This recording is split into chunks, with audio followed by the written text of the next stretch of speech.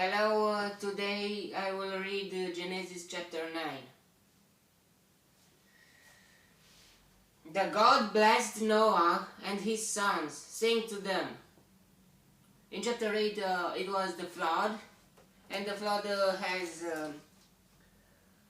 stopped. After that, Noah built an altar and taking some of all clean animals and clean birds, he sacrificed burnt offerings on it. And God promised that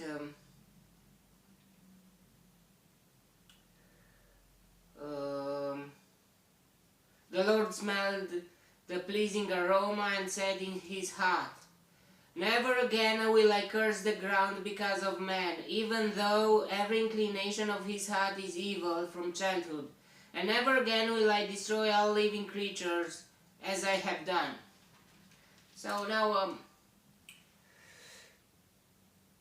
as long as the earth endures, seed time and harvest, cold and heat, summer and winter, day and night will never cease. So now is chapter 9. Then God blessed Noah and his sons, saying to them, "Be fruitful and increase in number, and fill the earth." To increase in number is a law from the God. The fear and dread of you will fall upon all the beasts of the earth, and all the birds of the air, upon every creature that moves along the ground, and upon all the fish of the sea. They are given into your hands. Wow. So we are masters of everyone, every creature. Everything that lives and moves will be food for you. Whoa. Just as I gave you the green plants, I now give you everything.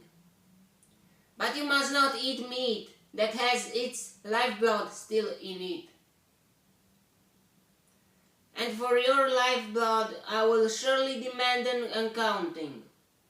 I will demand an accounting from every animal, and from each man too I will demand an accounting for the life of his fellow man.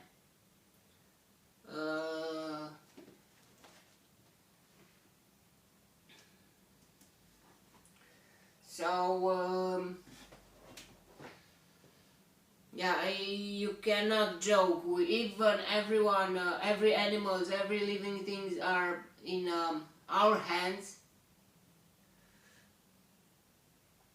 in our humans' hands. We cannot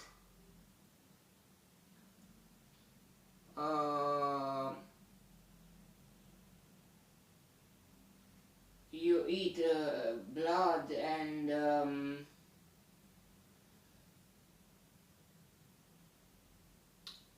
you cannot joke about the death of an animal. You kill just for pleasure or for no, it's not good, or for sport.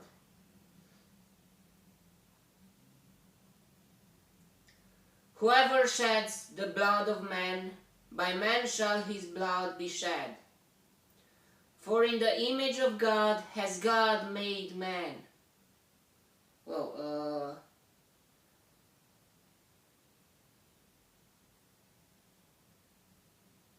it's a very interesting. Nothing. It's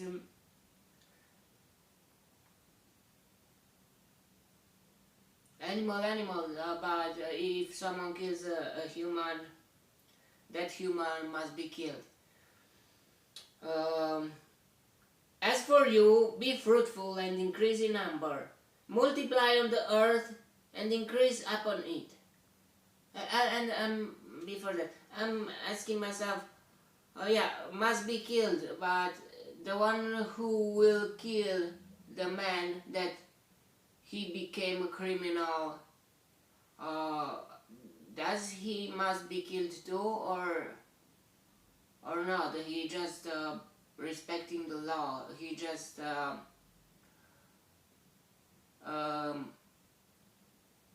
it's a very it's a thing there.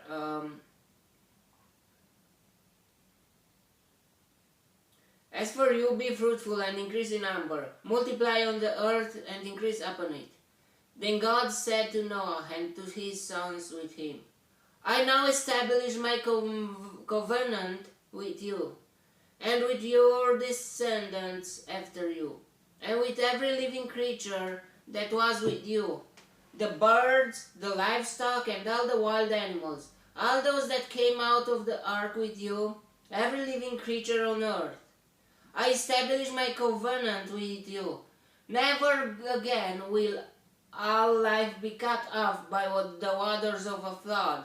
Never again will there be a flood to destroy the earth.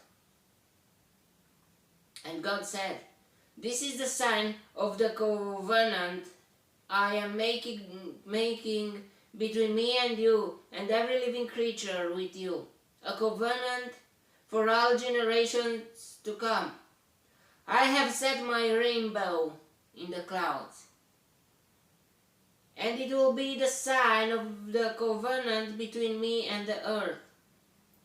Whenever I bring clouds over the earth, and the rainbow appears in the clouds, I will remember my covenant between me and you and all living creatures of every kind. It's very, I will remember. But does God forget anything or something? No, but it's a saying here. So that is a sign for us that we are protected by that promise from the God that He will not flood the earth again, never, to destroy the earth. Yeah, there are floods here and there, but not the global flood.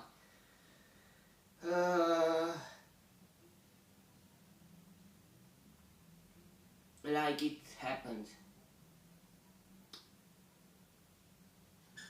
Whenever I bring clouds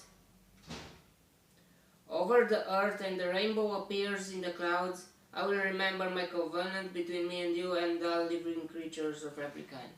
So we must not forget about this. If we see the rainbow, we must remember about this episode of humanity. Never again will the waters become a flood to destroy all life. Whenever the rainbow appears in the clouds, I will see it and remember the everlasting covenant between God and all living creatures of every kind on the earth. So God said to Noah, this is the sign of the covenant I have established between me and all life on the earth. So that the Noah and his sons to not live in fear.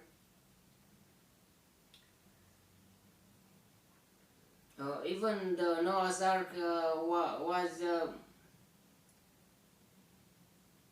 1 month faster than they opened the doors.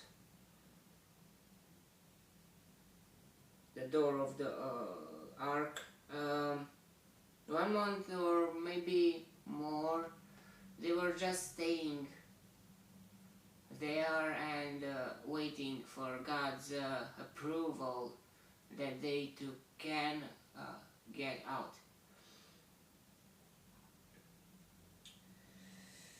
Okay, the sons of Noah who came out of the ark were Shem, or Sem, Ham, and Japhet. Japhet in Romania. Sem, Ham, and Japhet. Ham was the father of Canaan. These were the 3 sons of Noah, and From them came came the people who were scattered over the earth. So all the earth, all the humanity are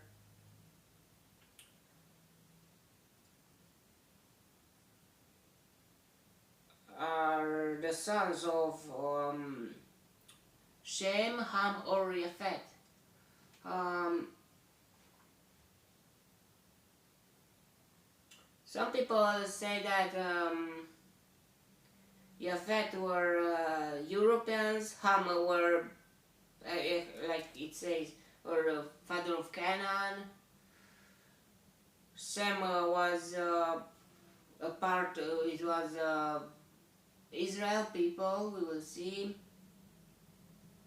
and all the Arabians, but they were mixed maybe with Canaans, with few of them, or I don't know.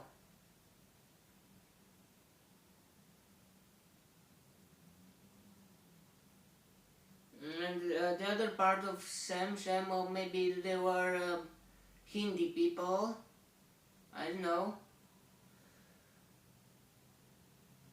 And from Yafet they were, I don't know very much about this. Africans who will be, or Asian. We will see in the next chapter. Noah, a man of the soil, proceeded to plant a vineyard. When he drank some of its wine, this is a lesson to never get drunk, to don't drink alcohol. He became drunk and lay uncovered inside his tent. Ham, the father of Canaan, saw his father's nakedness and told to his two brothers outside. But Shem and Japheth took a garment and laid it across their shoulders. Then they walked in backward and covered their father's nakedness. Wow, those two children were covering. They were respecting their father, but not Canaan, not Ham. Ham, it was not good. He was joking about his father.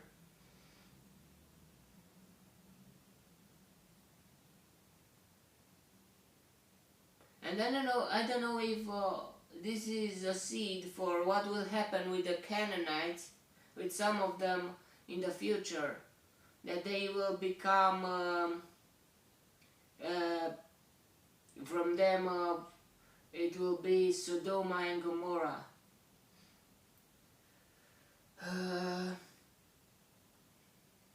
Their faces were turned the other way so that they would not see their father's nakedness.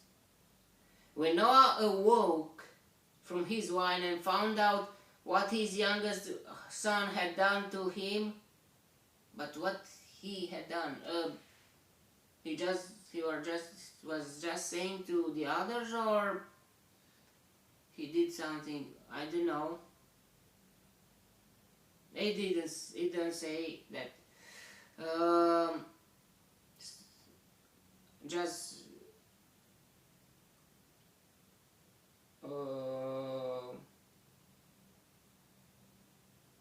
because he told to his two brothers outside. When Noah awoke from his wine and found out what his youngest son had done to him, he said, "Cursed be Canaan, the lowest of slaves will he be to his brothers." Whoa.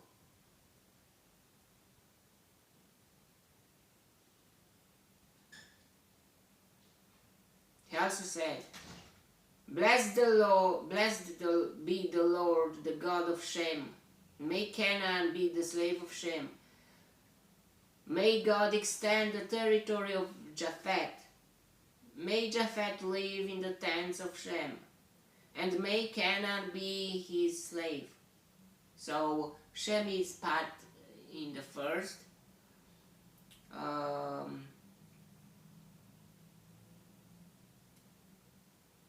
Japheth in the second, and Canaan in the third. On the third, yeah, but Canaan, but not Ham. So Ham is the father of Canaan, and it's very interesting that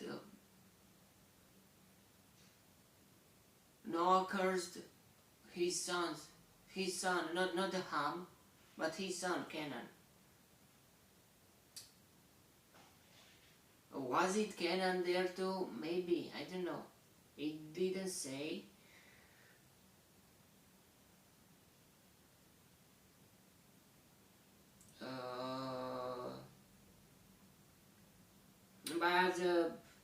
But he existed, the Canaan.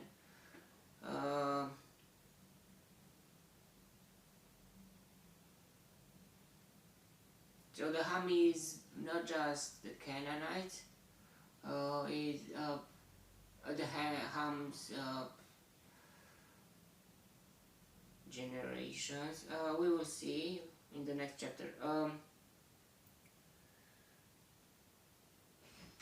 After the flood, Noah lived 350 years.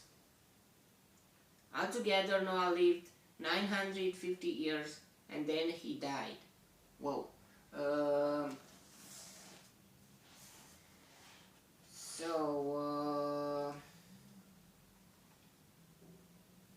In 1656, it happened, the flood. So, plus 350 years, it is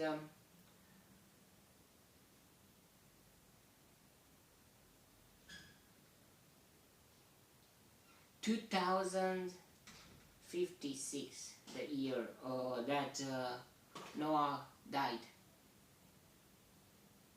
The year from his birth to his from his death. The year from the accounted from the creation.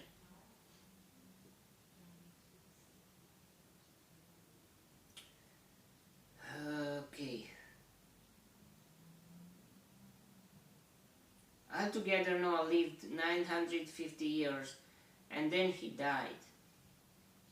So we will see what will happen in those 350 years.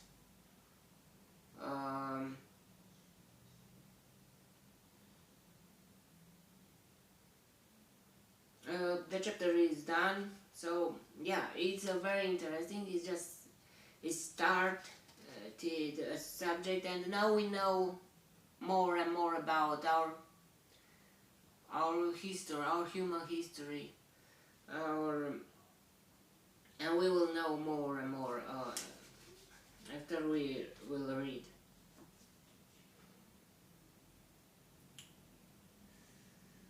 Okay, may the God enlighten me in the next chapter, and God bless you all. Goodbye.